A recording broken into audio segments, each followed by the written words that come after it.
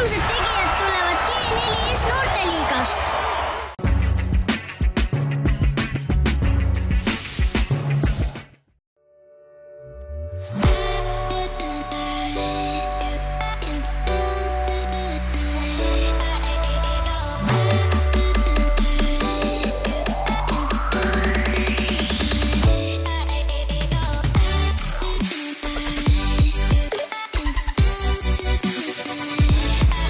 Homsed tegijad saatesarja esimese hooaja viimane 10. saade toob meid Kuremaale.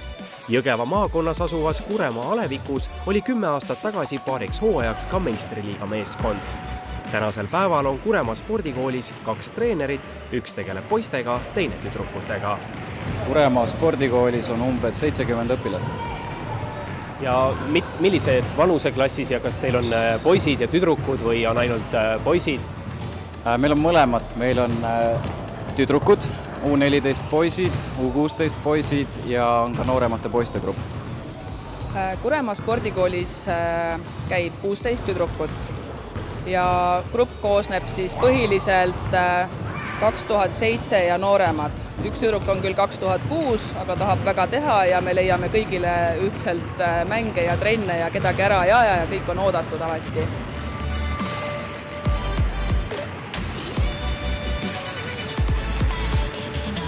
Mina olen Kertu Kaisa ja ma käin Kuremaa spordikoolis. Mina olen Kertu ja ma käin Kuremaa spordikoolis. Miks sa hakkasid korvpallitrennis käima? Sellepärast, et see oli lõbus ja koolis oli nagu korvpalliga nagu tund ja siis see hakkas mulle meeldima. Mis sulle meeldib korvpalli juures? Mulle meeldib seal kaitsta ja et ma saan seal korvi visata ja kiiresti joosta. Kes on su lemmikkorvpallur? Anna Gretasi. Mis sulle meeldib meie treeneri juures? Ta on lõbus ja ta alati naeratab ja ta pole kuri. Mis sulle korvpalli juures kõige rohkem meeldib? Mulle meeldib teha kiireid korve ja sööta üksteisele. Kas sulle meeldib korvpalliga käia nagu erinevates kohtades? Jaa. Kas sulle ka meeldib? Jaa. Miks? Sest need on toredad ja siis saab uusi kogemusi.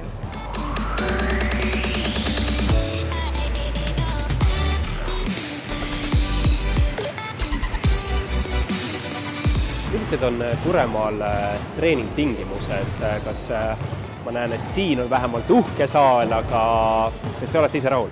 Mina olen isiklikult väga rahul, et siin on tegelikult ümberringi veel on jooksurajad, staadion, jõusaal on korralik. Saal on ka väga hea, just põrand, kõik asjad. Mina olen rahul.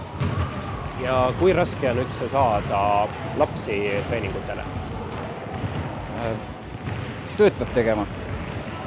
Kas või bussiga sõitma nädalas mitu korda, kui on vaja. Trenni kokku tuua lapsed, meil on siin ümbruskonna lapsed, need on vaja kokku tuua, siis tuleb sõita. Kas see on raske, see on küsimus igale inimesele erinev. Mina ütlen, et ei ole.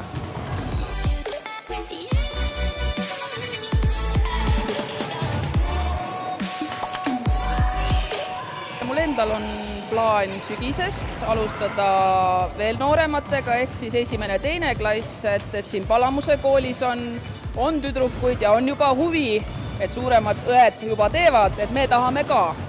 Et kindlasti tuleb tüdrukuid juurde, ma annan endast parima, et see saaks toimuma, kindlasti ka poisse, aga kindlasti on üks asi see, et treenerite jõud saab ühel hetkel võib-olla otsa, et nagu kui gruppe läheb väga paljuks ühele treenerile, siis ma ei tea, kuskilt hakkab võib-olla jääb vajaka.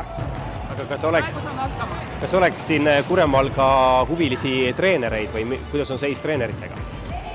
Praegu ei tea, et väga huvilisi oleks, et peab pigem otsima. Et me praegu Märdiga saame siin hakkama ja meil on võistkonnad olemas, aga kui suuremalt mõelda, siis on lisajõude vaja.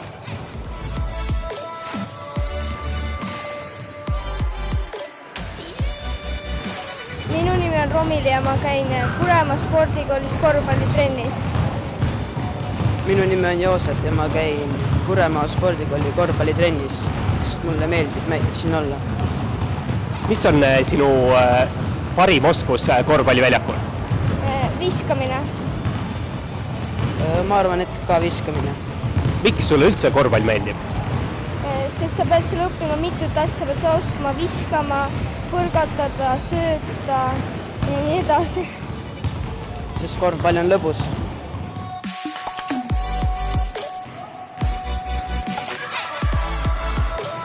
Mis teeb Kuremaa spordikooli eriliseks? Meil on lapsevanemate näol väga suur toetajaskond. Meil on spordikool, kes toetab kõiki meie tegevusi, võistlusi, käimisi, laagreid, treeninguid, et see tugi, mis tuleb lapsevanematel spordikoolilt,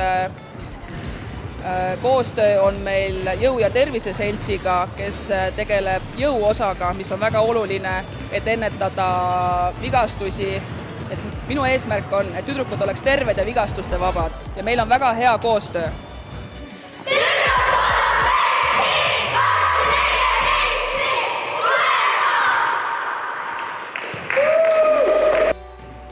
Saate lõpetuseks panime taas proovile ühe klubi mängija ja selgus, kelle sõidutavad G4S ja Nike Euroliiga mängule Barcelonasse.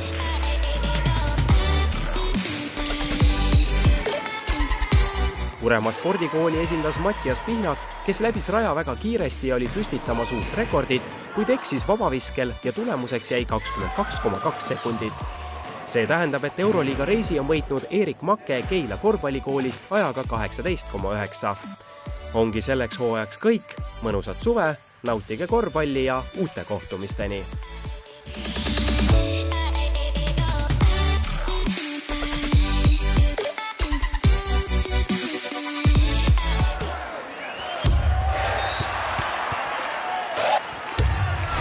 Homsed tegijad tulevad G4S noorteliigast.